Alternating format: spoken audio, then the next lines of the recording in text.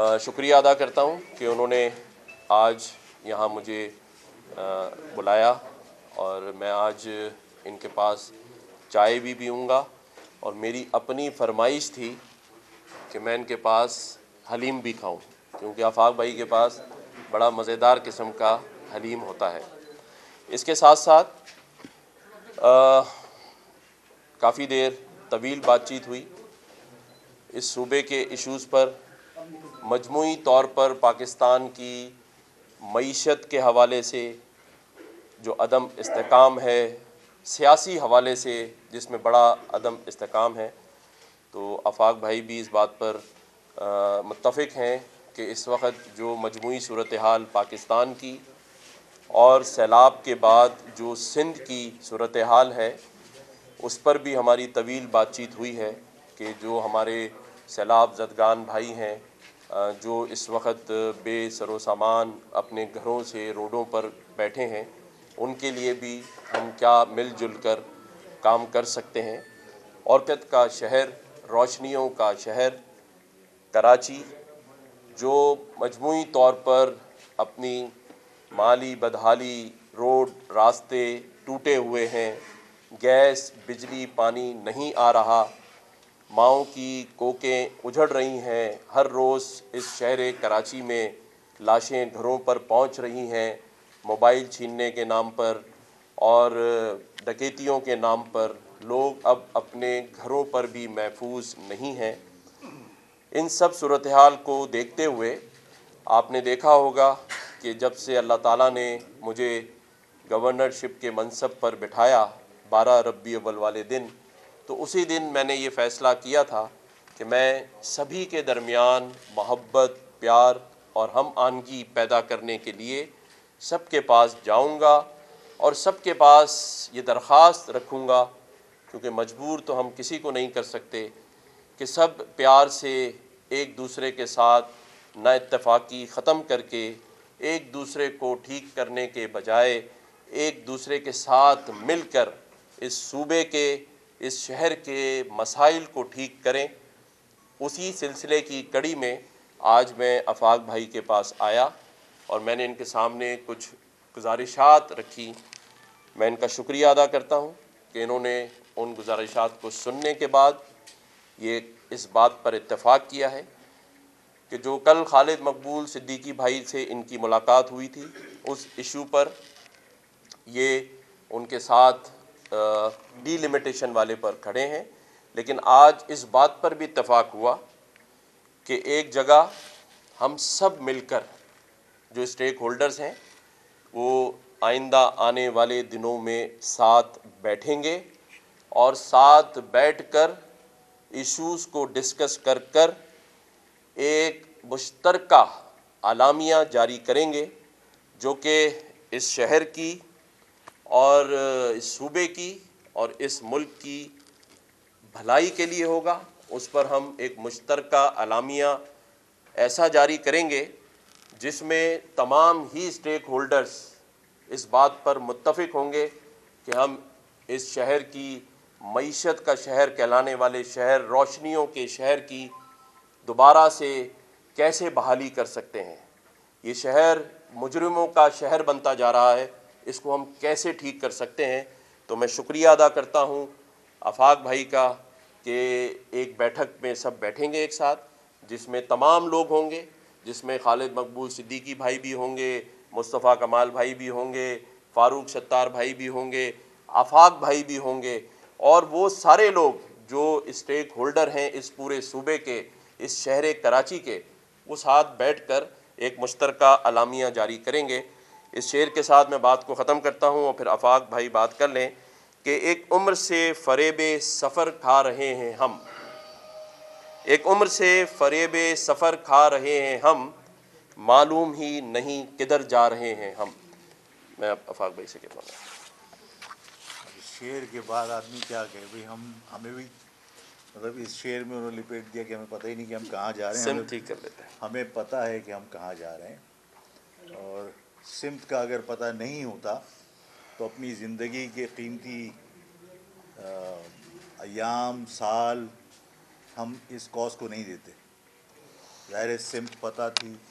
تبھی بلا خوف اور بغیر رکاوٹ کے، بغیر کسی تذبذب کے ہم نے اس جدوجہد کو جاری رکھا ہے۔ کامران صاحب، گورنر صاحب نے مجھ سے پرانی اپنی اس خواہش کا اظہار کیا کہ سب کو ایک ہونا چاہیے، اس خواہش کا احترام، لیکن اس احترام کے ساتھ میں نے یہ گزارش کی کہ دیکھیے تمام پارٹیوں کے نظریات اپنے الگ ہوتے ہیں، اور ان تمام نظریات کے ساتھ کامن ایشوز پر بیٹھنا کوئی بری بات نہیں ہے، بیٹھا جا سکتا ہے، لیکن ظاہر ہے کہ میرا تعلق مہاجر قومی موومنٹ سے ہے، اور میرا بنیادی اختلاف جس زمانے میں خالد مقبول صاحب نے یا فاروق ستار صاحب نے یا اور رفقا نے جو ان کے ہیں، انہوں نے الطاف حسین سے علیحدگی اختیار نہیں کی تھی، اس سے پہلے میرا الطاف حسین صاحب سے اس مہاجر لفظ سے دستبردار ہونے پر اختلاف ہوا تھا۔ تو ظاہر ہے کہ میں اس معاملے میں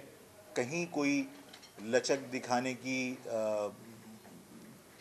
ضرورت محسوس نہیں کرتا، اس لیے کہ میرے ساتھ میرے جو عوام کے جذبات اور خواہشات ہیں، میں ان کا ہمیشہ احترام کرتا ہوں۔ میں اس معاملے میں تو میں نے معذرت کی ہے، اور میں نے کل 2 دن پہلے بھی پریس کانفرنس میں وضاحت کر دی تھی، لیکن کامران صاحب کی اس بات فیصد اتفاق کرتا ہوں کہ یہ شہر بہت بری طرح متاثر ہوا ہے سیاسی عدم استحکام کی وجہ سے۔ تو میں اس بات پر اتفاق کرتا ہوں، ان کی سجیشن کو میں نے ویلکم کیا ہے، اور میں نے کہا ہے کہ اگر اس شہر کے مفادات کے لیے اور سندھ کے اربن ایریاز میں رہنے والے بالخصوص مہاجر قوم کے مفادات کے لیے اگر اسٹیک ہولڈرز کہیں کامران صاحب کی گورنر صاحب کی کوششوں سے کہیں ایک جگہ بیٹھنے میں کامیاب ہو جاتے ہیں اور کوئی مشترکہ اعلامیہ جاری کر کے ہم ان تمام طاقتوں کو جو ہمیں کمزور سمجھ کر یا اس شہر کی قیادت کو بکھرا ہوا سمجھ کر اگر وہ یہاں کے حقوق غصب کر رہے ہیں، یہاں کے معاملات سے اپنے آپ کو لا تعلق رکھ کر یہاں کے وسائل کو اپنے حلقہ انتخاب میں خرچ کر رہے ہیں، تو ان کو روکا جا سکے۔ تو یہ اعلامیہ اگر جاری ہوتا ہے اور کامران صاحب کی کوششوں سے اگر وہ تمام لوگ جو اس شہر کے اسٹیک ہولڈرز ہیں، اربن ایریاز کے اسٹیک ہولڈرز ہیں، جو مہاجر قوم کے مسائل کے اوپر پریشان ہیں اور مہاجر قوم کے مسائل حل کرنے میں دلچسپی رکھتے ہیں، اگر ان سب لوگوں کو بٹھاتے ہیں اور کوئی مشترکہ اعلامیہ آتا ہے، تو میں نے ان کو یقین دلایا ہے کہ میں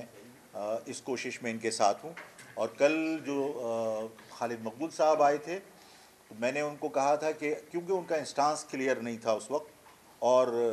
ظاہر ہے وہ میں نے ان سے کہا کہ جب تک مجھے یہ معلوم نہ ہو کہ آپ فیوچر میں کیا کرنے والے ہیں اور آپ الیکشن کا بائیکاٹ کریں گے یا الیکشن لڑیں گے یا الیکشن کو آپ کسی طرح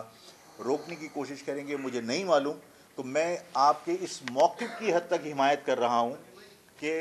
ڈیلیمیٹیشن غلط ہے اور ڈیلیمیٹیشن دوبارہ ہونی چاہیے۔ اس سلسلے میں 9 تاریخ کو جو آپ پروٹیسٹ کریں گے تو مہاجر قومی موومنٹ آپ کے اس پروٹیسٹ میں اس لیے شریک ہوگی کہ وہ آپ کی آواز سے آواز ملا کر اس آواز کو اپنی حد تک تقویت پہنچا سکے۔ آپ تمام صحافی حضرات کا، کیمرہ مین اور ٹیکنیشینز کا شکریہ، آپ لوگ تشریف لائے تھے۔ میرا خیال ہے کہ میری گفتگو اتنی ہی ہونی چاہیے۔ شکریہ۔ گورنر صاحب یہ فرما دیجیے گا کہ کچھ دنوں پہلے بلاول نے ایک جملہ کہا، فواد چودھری نے ایک جملہ کہا کہ کراچی میں لونڈے لباڑوں کو جمع کر کے جو ہے وہ بدماشی کا جو ہے وہ ایک تسلسل پھر شروع کیا جا رہا ہے، آپ کی طرف اشارہ تھا۔ اور آج سعید غنی نے بھی کچھ دیر پہلے یہ جملہ کہا ہے کہ جو شہر میں اس وقت لوگ جمع ہو رہے ہیں، یہ گورنر بتا سکتے ہیں کہ ان کو کون جمع کر رہا ہے اور کیوں جمع کیا جا رہا ہے، تو یہ کون جمع کر رہا ہے اور کیوں جمع ہو رہے ہیں؟ دیکھیں، فواد چودھری صاحب کے بیان پہ تو میں کوئی رد عمل اس لیے نہیں دوں گا کہ وہ میں نے کسی حساب کتاب والے نے مجھے کہا تھا کہ 3 مہینے کے لیے آپ فواد چودھری صاحب کے کسی بیان کا جواب مت دیجیے گا کیونکہ ان کا ستارہ گردش میں چل رہا ہے۔ تو میں تو عمران خان صاحب کو بھی مشورہ دوں گا کہ 3 مہینے فواد چودھری صاحب سے دور رہیں۔ باقی سعید بھائی ہمارے ساتھ ہیں، ہمارے بھائی ہیں، میں ان سے پوچھ لوں گا کہ وہ کس کی طرف اشارہ کر رہے ہیں۔ باقی صرف ایک مختصر بات کے بعد میں سمجھتا ہوں کہ کسی سوال کی گنجائش نہیں رہے گی کہ توڑنے کے بجائے ہمارا مذہب اسلام بھی کہتا ہے کہ سب کو جوڑیں، اور جو جوڑنے سے اتفاق ہوگا اور نفاق ختم ہوگا تو یہ صوبہ ترقی کرے گا۔ میرا کوئی مقصد سیاسی نہیں ہے، صرف ایک ہی مقصد ہے کہ اس صوبے کے لوگ آرام اور سکون سے اپنی زندگی گزاریں۔ اس وقت بے روزگاری، اسٹریٹ کرائم، گیس کا نہ ہونا، پانی کا نہ ہونا، بجلی کا نہ ہونا اور لوگوں کے ساتھ جو سلوک کیا جا رہا ہے، جو میں بار بار کہتا ہوں کہ حق نہیں دیا جا رہا، بخشش دی جا رہی ہے، تو بخشش اب نہیں چاہیے۔ ہمیں اس صوبے کے لیے خود مختاری چاہیے، اس صوبے کی ترقی کے لیے ہم سب کو مل جل کر سیاست سے ہٹ کر ایک دوسرے کا مسیحا بننا ہے، کیونکہ کوئی مسیحا ہمیں بچانے نہیں آئے گا۔ اس شہر اور اس صوبے کے لیے ہم سب کو ایک دوسرے کا مسیحا بننا ہے۔ شکریہ بہت بہت۔ صاحب سندھ میں آٹے کا بڑا پرابلم ہے، آٹا مہنگا ہو گیا، آپ نے ابھی تک نوٹس نہیں لیا؟ سندھ حکومت میں آٹا دن بہ دن بڑھتا جا رہا ہے۔ میں نے تو ہر بات کا نوٹس لیا ہے، کسی صحافی بھائی نے کہا تھا کہ فائل اتنی موٹی ہو گئی نوٹسز کی، اثر تو ہو جن کے لیے نوٹس لے رہا ہوں، تو آٹے کا بھی لے لیں گے انشاءاللہ تعالیٰ، اور پوری کوشش کریں گے کہ ہر آدمی کو بنیادی ضرورت اور سہولت میسر ہو، چاہے وہ آٹا ہو، چاہے پینے کا صاف پانی ہو۔ ستم ظریفی دیکھیے، اسی شہر میں سمندر ہے اور ہم پانی کے لیے بھی محتاج ہیں۔ صاحب ایک بڑا اہم سوال ہے، آفاق صاحب نے جو ہے 2 روز پہلے جو پریس کانفرنس کی تھی